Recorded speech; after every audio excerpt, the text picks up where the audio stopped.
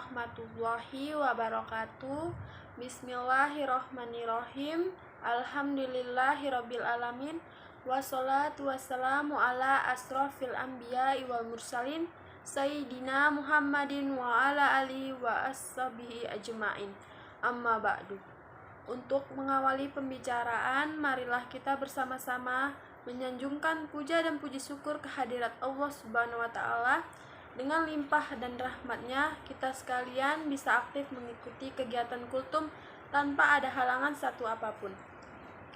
Salawat serta salam semoga tetap tercurahkan kepada junjungan Nabi besar Muhammad SAW, karena beliaulah sebagai suri teladan dalam hidup ini. Mudah-mudahan kita termasuk umatnya yang senantiasa setia kepadanya. Di sini saya akan berpidato mengenai pentingnya menuntut ilmu. Sebelum saya menyampaikan pidato, ada baiknya saya memperkenalkan diri terlebih dahulu. Perkenalkan, nama saya Juli Arimar. Saya mahasiswi dari Universitas Islam Negeri Sumatera Utara, jurusan Bimbingan Penyuluhan Islam. Hadirin sekalian yang berbahagia, ilmu mempunyai peran penting dalam perjalanan hidup ini. Karena dengan ilmu yang dimiliki seseorang akan mampu membedakan yang hak dan yang batil. Dengan ilmu, seseorang akan lebih mantap dalam menjalankan ibadah kepada Allah Subhanahu wa Ta'ala, karena tahu dasarnya dan tujuan yang sebenarnya. Namun sebaliknya, bagi seseorang yang buta akan ilmu pengetahuan agama, maka segala yang dikerjakan tidak akan tahu dasar dan tujuan sebenarnya. Agar hal semacam itu tidak sampai menimpa pada diri orang Islam, maka kita harus menyadari bahwa setiap orang Islam mempunyai kewajiban untuk menuntut ilmu. Berkaitan dengan hal tersebut, Nabi SAW bersabda, mencari ilmu itu wajib bagi setiap orang Islam laki-laki dan perempuan. Mencari ilmu haruslah mendapatkan prioritas pada setiap pribadi muslim. Karena orang berilmu maka tahu jalan yang akan ditempuh. Orang yang mendambakan bahagia hidup di dunia haruslah mempunyai ilmu. Begitu juga orang yang mendambakan kebahagiaan dunia akhirat haruslah mempunyai ilmu pula. Oleh karena itu, janganlah merasa bosan untuk menuntut ilmu, dan di mana saja harus tetap kita cari sekalipun di negeri Cina. Nabi SAW bersabda, carilah ilmu walau ke negeri Cina. Hadirin sekalian yang berbahagia, banyak jalan yang ditempuh dalam mencari ilmu.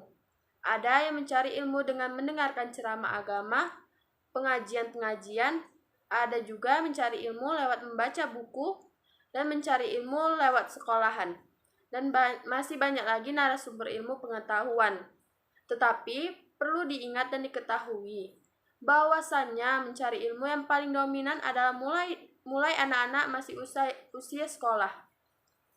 Karena dengan kesempatan yang bagus, maka anak-anak usia dini masih mempunyai daya tangkap yang kuat, sehingga ilmu yang diperoleh benar-benar sebagai bahan modal pada kehidupan hari-hari yang akan datang.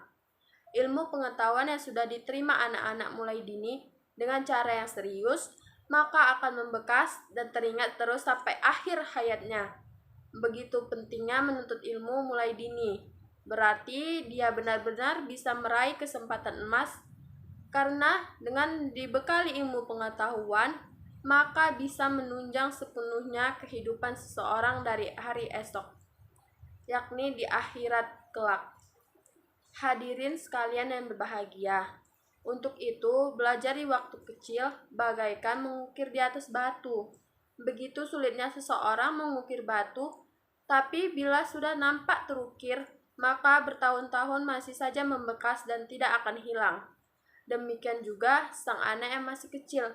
Bila sudah masuk ke dalam pikiran ilmu pengetahuan, maka sulit sekali melupakan, bahkan sampai teringat sampai akhir hayatnya. Akan tetapi, belajar di waktu dewasa bagaikan mengukir di atas air. Kita tahu bahwa mengukir di atas air begitu mudahnya, akan tetapi tidak ada bekasnya. Begitu pula bila belajar di waktu dewasa. maka dia mudah untuk mengingatnya, menerima suatu ilmu, tapi mudah pula melupakannya. Hadirin sekalian yang berbahagia, setelah kita mencari ilmu dengan sungguh-sungguh, maka janganlah lupa untuk diamalkannya. Orang berilmu berkewajiban mengamalkan. Jangan sampai ilmu yang dimilikinya kemudian disembunyikannya. Bila seseorang mempunyai ilmu kemudian disembunyikan, maka ancaman Allah yang akan diterima. Nabi Shallallahu Alaihi Wasallam bersabda, barang siapa yang ditanya tentang sesuatu ilmu, kemudian ia menyembunyikannya, maka Allah akan mengekangnya besok pada hari kiamat dengan kekangan dari neraka. Orang kita tidak termasuk orang yang diancam oleh Allah, maka langkah yang terbaik bagi kita adalah dengan mengamalkan ilmu yang telah didapat. Demikianlah uraian singkat yang saya sampaikan. Dengan penuh harapan, mudah-mudahan kita termasuk hamba yang mempunyai ilmu agama, kemudian mau mengamalkan dalam kehidupan sehari-hari, agar bahagia dunia akhirat benar-benar bisa terwujud. Terima kasih kepada hadirin sekalian. Lebih dan kurang saya mohon maaf. Wabillahi taufiq wal hidayah. Assalamualaikum warahmatullahi wabarakatuh.